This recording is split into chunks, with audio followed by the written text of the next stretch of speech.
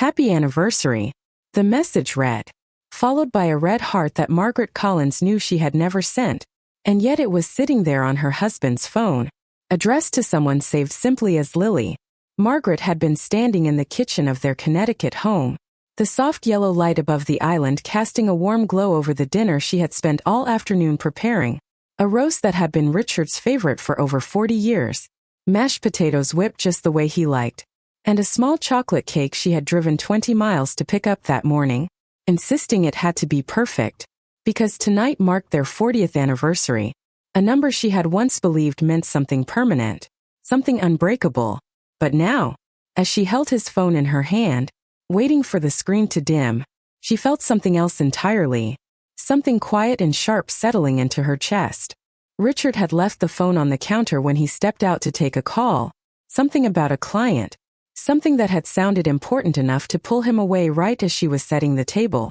And Margaret hadn't meant to look. She truly hadn't. But the screen had lit up with that message, that simple line that didn't belong to her. And in that moment curiosity had turned into something heavier, something she couldn't ignore. She didn't scroll at first, just stared at the name, Lily, letting it sit in her mind as if repeating it silently might make it less real. But it didn't. It only grew heavier, more defined, until her thumb moved almost on its own, opening the thread, revealing weeks, maybe months of conversations that were careful but familiar, warm in a way that felt intimate without ever crossing into anything explicit, which somehow made it worse, because it meant this wasn't a mistake, wasn't a single lapse in judgment. It was something sustained, something built slowly over time, right under her roof. She placed the phone back exactly where she had found it before Richard returned, her movements steady, practiced, as if she were setting down something fragile that might shatter if handled carelessly.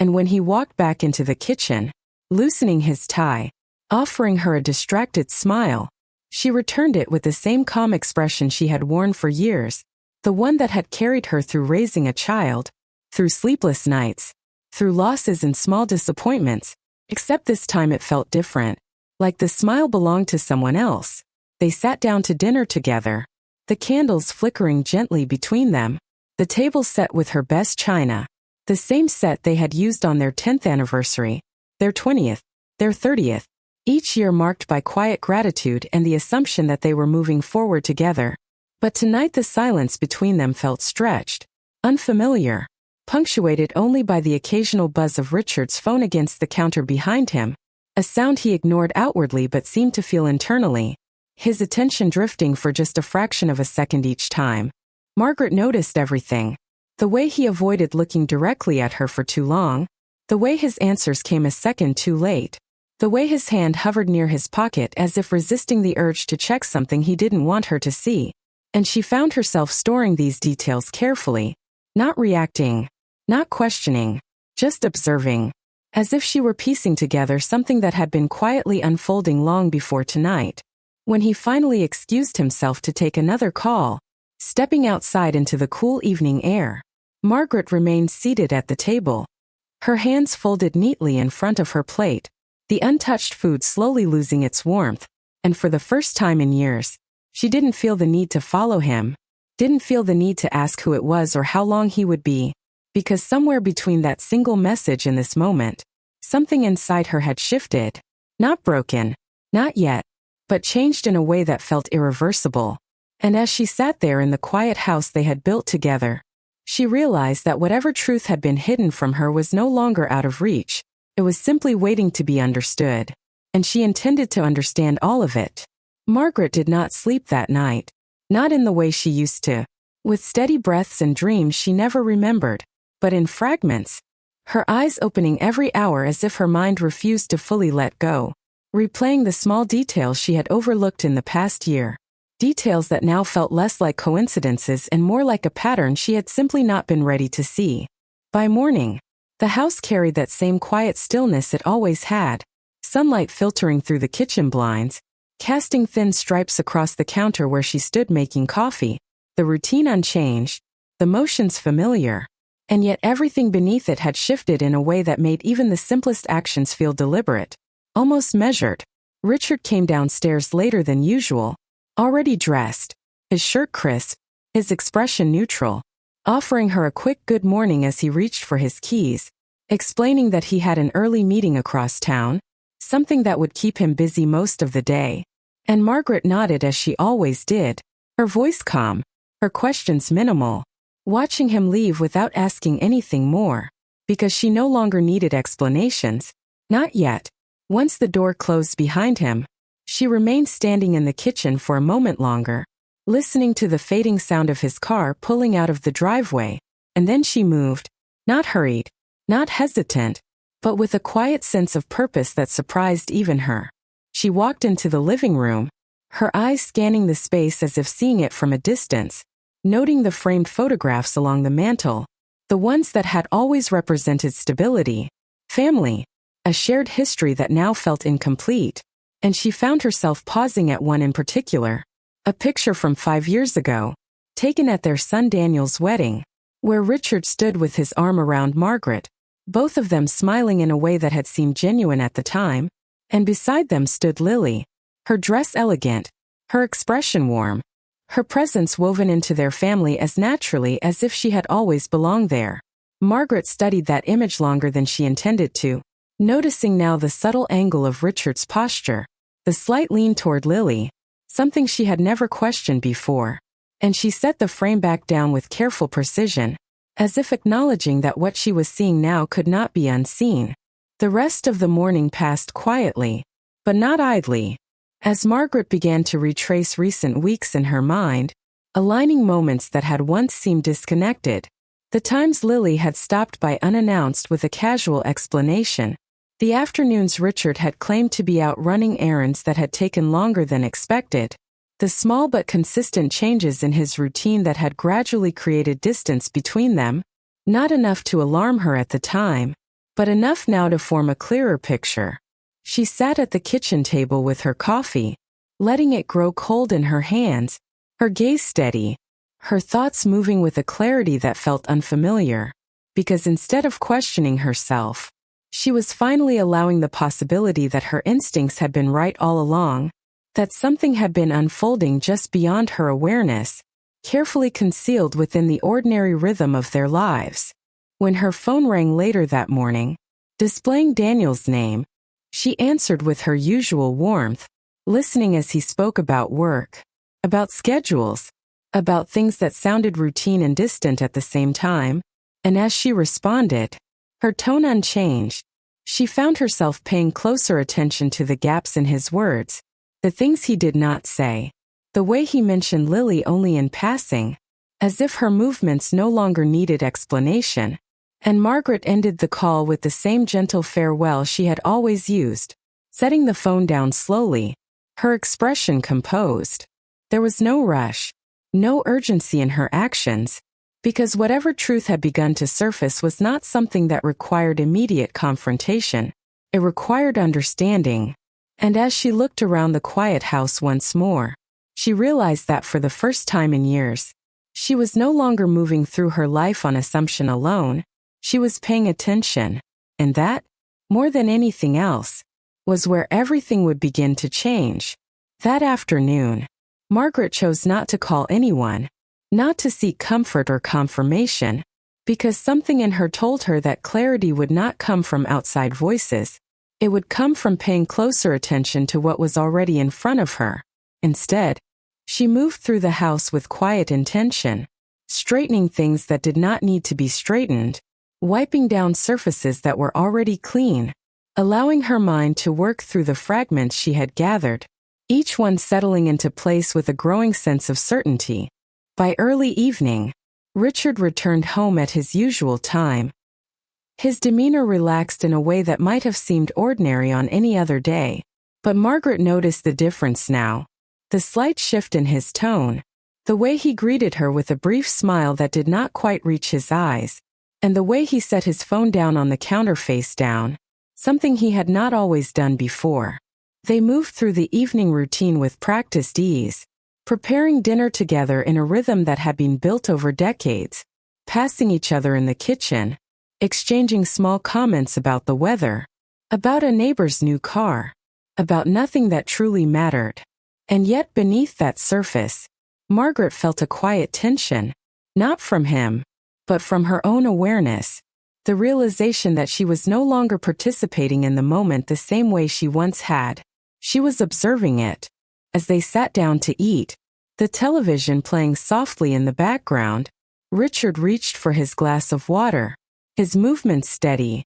his posture composed, but Margaret noticed the brief glance he gave toward his phone when it vibrated against the counter. A quick flicker of attention that he tried to mask by continuing the conversation, asking her about her day in a tone that sounded almost rehearsed. She answered calmly, describing her morning, mentioning the phone call with Daniel, keeping her voice even, her words measured, while watching the way his expression tightened for just a second at the mention of their son's name. A reaction so subtle it might have been missed entirely if she had not been looking for it. The phone vibrated again, this time a little longer, and Richard hesitated before standing up, offering a casual excuse about needing to check something for work. And Margaret nodded,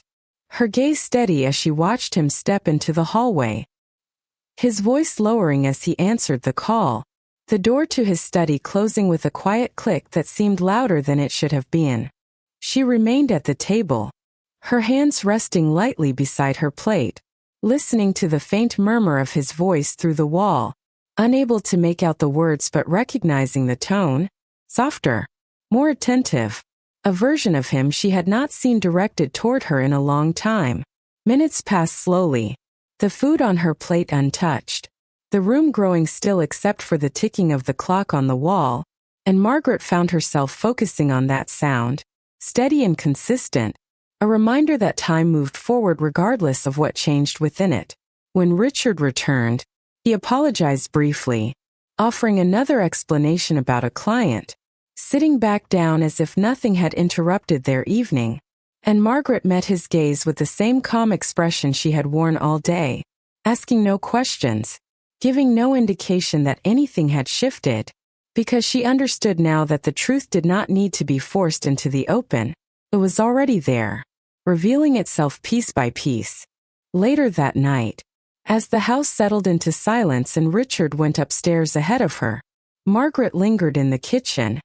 her eyes resting once more on his phone where it lay on the counter, the screen dark, the surface reflecting only the dim light above. And she did not reach for it this time. She did not need to, because what she had already seen, combined with everything she was now noticing, was enough to confirm what she had begun to suspect. And as she turned off the lights and followed him upstairs, her steps slow and steady, she carried with her a clarity that felt both heavy and strangely grounding, as if the uncertainty that had once clouded her thoughts had been replaced by something far more precise, something that would not be ignored.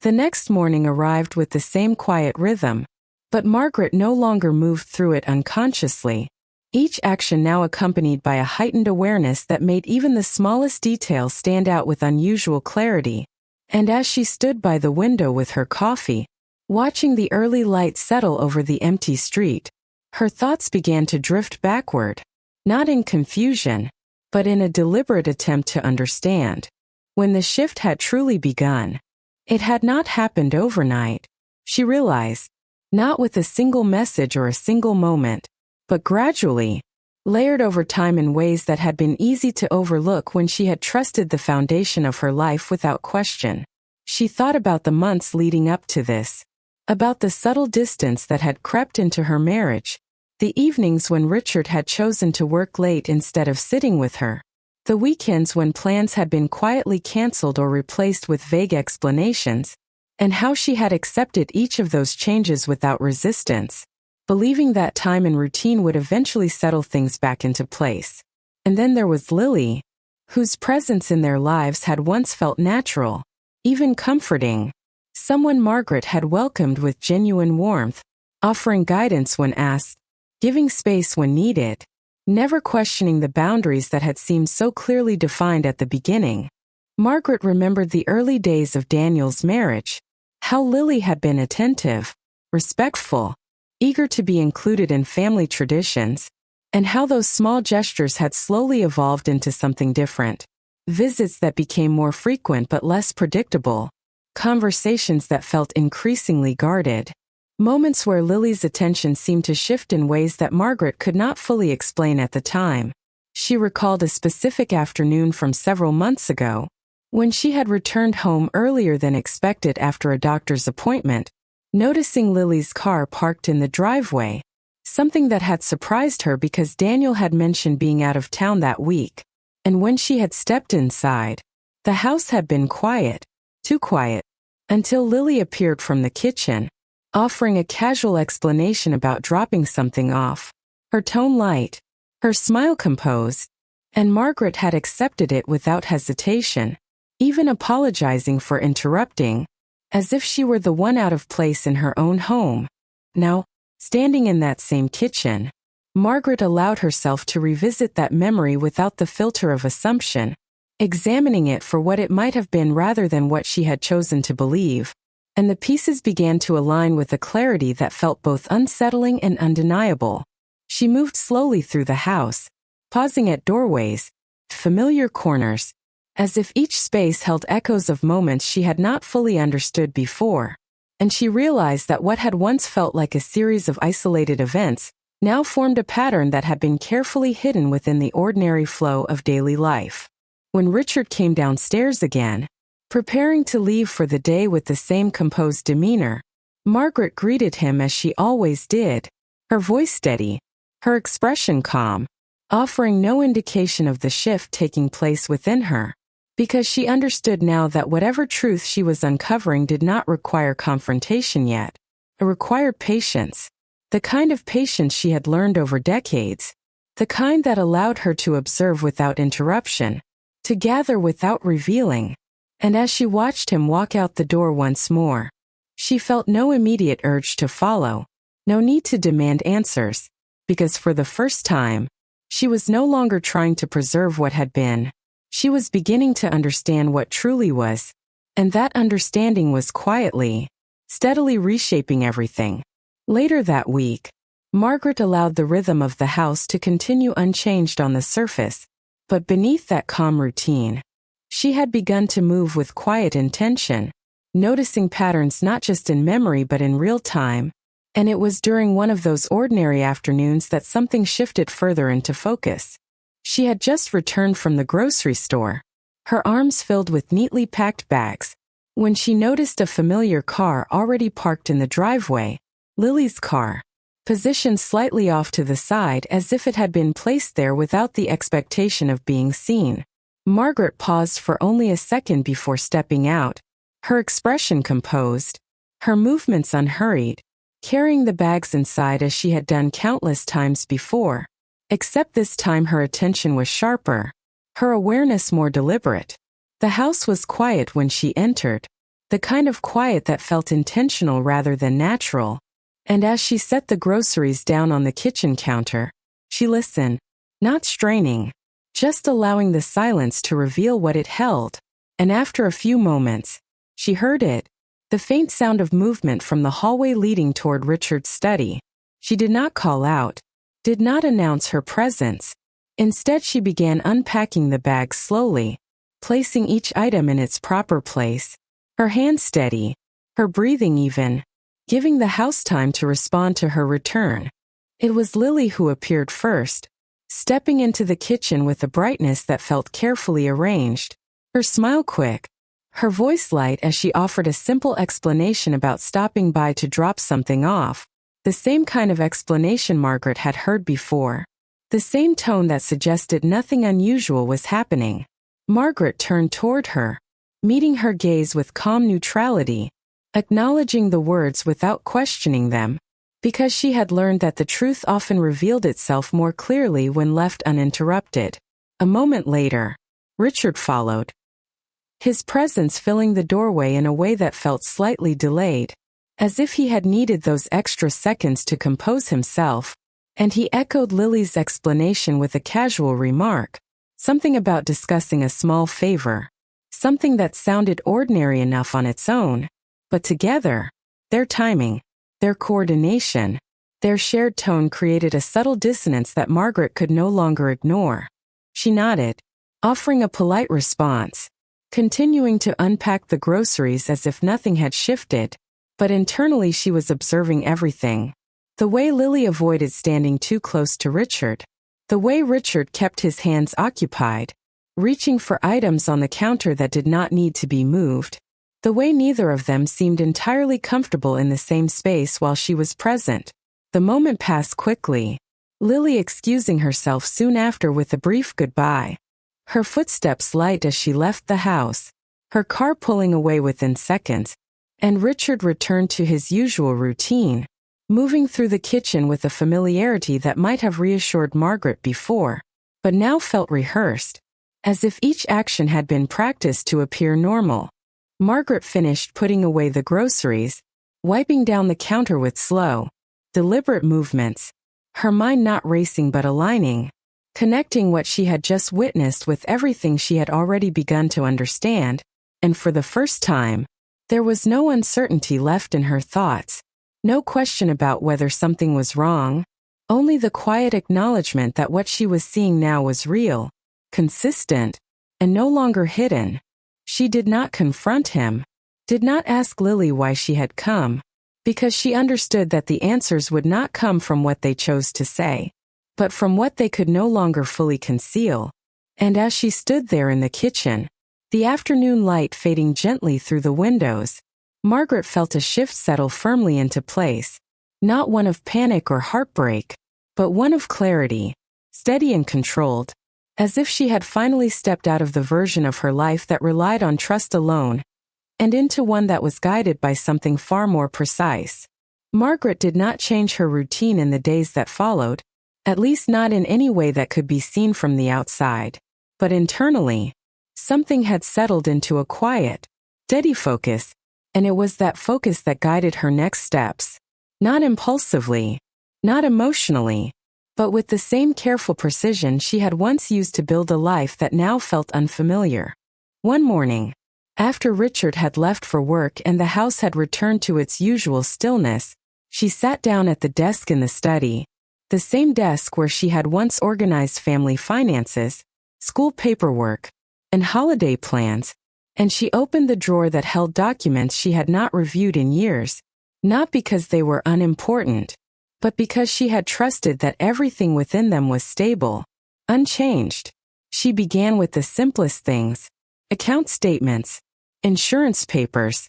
property records, reading each page slowly, not searching for something specific at first, but allowing patterns to emerge naturally. And as she moved through the files, she noticed small shifts, adjustments that had been made quietly, signatures she recognized but did not remember discussing, transfers that had been labeled in ways that seemed routine but now felt deliberate. None of it was dramatic on its own, nothing that would have raised immediate concern, but together, they formed a subtle map of decisions that had been made without her full awareness, decisions that suggested a level of planning she had not considered before. She paused occasionally, not out of confusion, but to let the information settle, to ensure that what she was seeing was not being shaped by assumption, and with each page, her understanding deepened, not into panic, but into something far more controlled, a recognition that what she was uncovering extended beyond emotion into structure,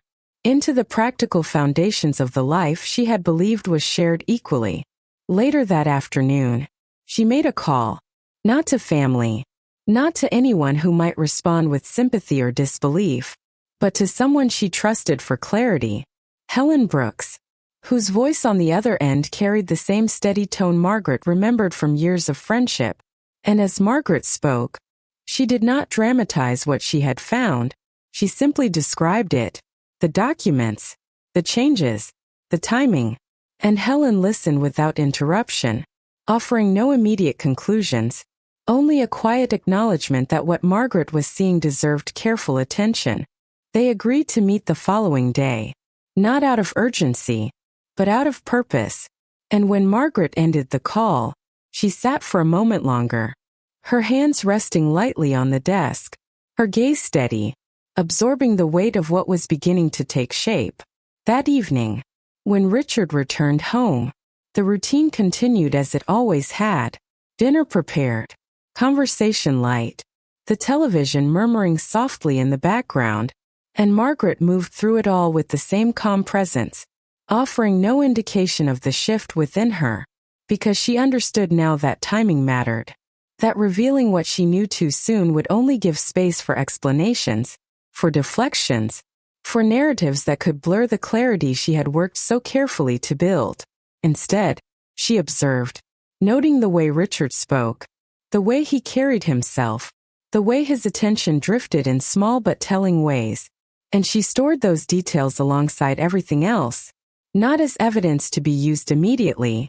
but as pieces of a larger understanding that was still forming. When the night settled and the house grew quiet, Margaret did not lie awake as she had before, replaying uncertainty, but instead she rested in that clarity, not because the situation was resolved, but because she now knew that she was no longer standing in the dark, and that knowledge, quiet and controlled, marked the beginning of something entirely different. The following afternoon, Margaret met Helen at a small cafe just off Main Street, a place they had visited countless times over the years, where the familiarity of the setting provided a quiet contrast to the clarity Margaret now carried with her. And as she sat across from her friend, she did not begin with emotion. She began with facts, placing the folder of documents on the table between them, opening it with steady hands, allowing Helen to see what she had seen without the need for explanation or interpretation.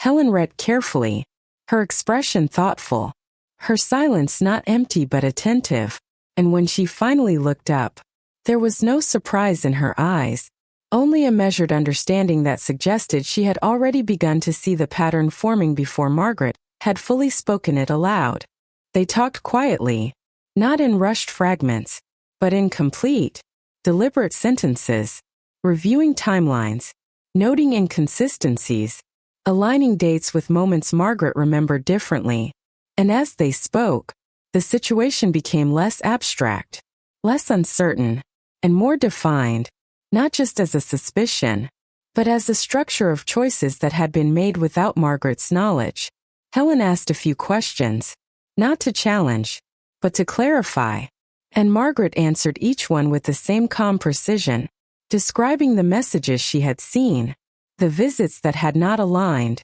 the financial changes that now carried new meaning. And with each detail, the picture sharpened into something that no longer relied on interpretation, simply existed. There was no dramatic realization, no sudden shift, only a quiet confirmation that what Margaret had begun to understand was real, consistent, and far more intentional than she had once believed possible. When they finished, Helen closed the folder gently,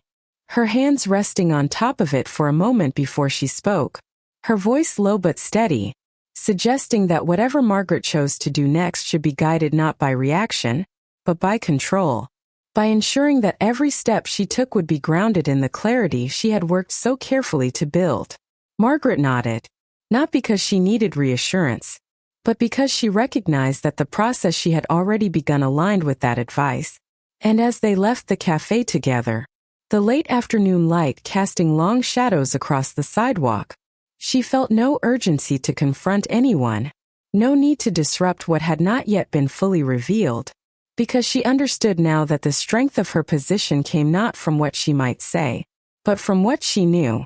When she returned home, the house was empty, the quiet settling around her in a way that no longer felt hollow but instead felt like space. Space to think, to observe, to continue moving forward without interference. And she walked through each room with a steady pace, not searching, not questioning, simply acknowledging the environment that had once felt entirely familiar, and now carried a different kind of significance. That evening, when Richard came home, his demeanor unchanged, his routine intact, Margaret met him with the same calm presence she had maintained throughout the week, engaging in conversation, responding when spoken to, offering nothing more than what was expected. And as she watched him move through the space, she no longer saw only the man she had spent decades with, she saw the distance that had grown between them, the decisions he had made without her, the careful way he navigated around the truth he believed remained hidden. Later, as the house grew quiet and the lights dimmed, Margaret stood for a moment in the hallway outside the study, her hand resting lightly against the door frame, aware that behind that door lay more than just a room. It held the place where so many of the changes had quietly taken root, and she understood that she was no longer waiting for answers to appear. She was allowing them to unfold in their own time, because she had already reached the point where denial no longer held any place in her thinking, and in that quiet understanding, she found not despair, but a steady, controlled resolve that would guide whatever came next. The next few days unfolded with a quiet precision that Margaret had not experienced in years. Each decision she made guided not by emotion, but by a deliberate sense of timing that gave her a control she had long assumed she did not need. She began with small, practical steps, the kind that could be explained easily if ever questioned, but which, when viewed together, formed a careful repositioning of her life. One morning, she visited the bank she had used for decades, greeting the manager by name, discussing routine updates to her accounts in a tone that suggested nothing more than responsible planning, and yet within that conversation, she made adjustments that shifted access, that clarified ownership, that ensured her independence in ways that had not seemed necessary before. There was no urgency in her voice, no sign of concern, only the calm efficiency of someone organizing details long overdue for review. Later that same day, she met with an attorney recommended quietly by Helen, a man whose office overlooked a quiet street lined with trees just beginning to show the first signs of seasonal change, and as Margaret sat across from him, she presented her situation not as a complaint, but as a series of facts, laying out the financial records, the patterns she had observed, the timeline she had reconstructed with careful attention. The attorney listened without interruption, his questions measured,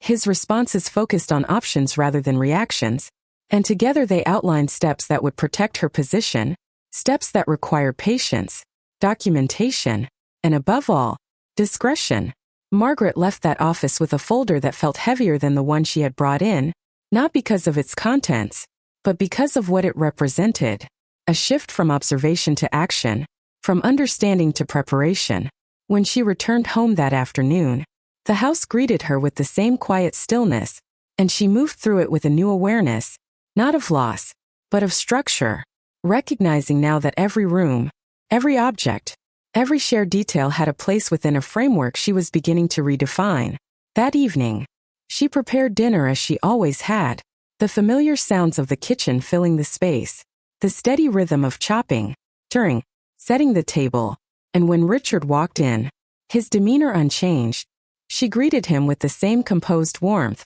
engaging in conversation that revealed nothing of what she had set in motion. He spoke about his day, about meetings and schedules, about plans that sounded routine, and Margaret listened, nodding at the appropriate moments, her attention not on the content of his words, but on the way he delivered them, the slight pauses, the careful phrasing, the way his eyes shifted just briefly when his phone lit up on the counter behind him. She did not look at it, did not acknowledge it, because she no longer needed to confirm what she already knew, and that restraint gave her a quiet sense of strength that settled deeper with each passing moment. After dinner, as they moved into the living room, the television casting a soft glow across the space, Margaret sat back in her chair, her posture relaxed, her expression calm, while internally she reviewed the steps she had taken, the pieces she had put into place, and the ones that still remained, not as a checklist driven by urgency, but as a progression guided by clarity.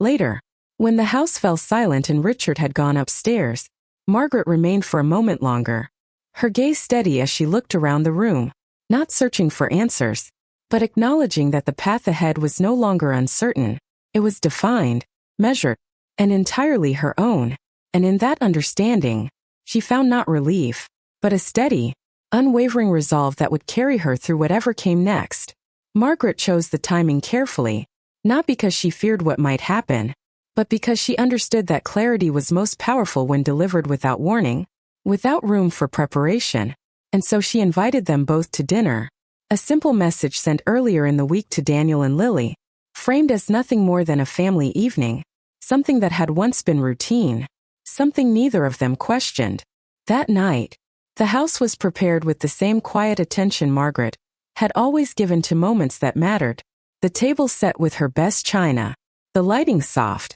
the atmosphere composed, and when they arrived, there was nothing in her demeanor to suggest that this evening would be different from any other. Her greeting warm, her voice steady, her movements unhurried as she welcomed them inside. Richard was already home, moving through the living room with a familiarity that bordered on ease, offering polite conversation, maintaining the same outward calm that had defined him in recent weeks, and Margaret observed it all without interruption, allowing the evening to begin as expected, the four of them sitting down together. The conversation light, centered on everyday topics, work, schedules, small updates that filled the space without meaning anything at all. Margaret listened, occasionally responding, her tone even, her presence controlled, and as the minutes passed, she allowed the rhythm of the evening to settle fully into place before she shifted it, not abruptly, not with accusation, but with a quiet precision that redirected the entire room.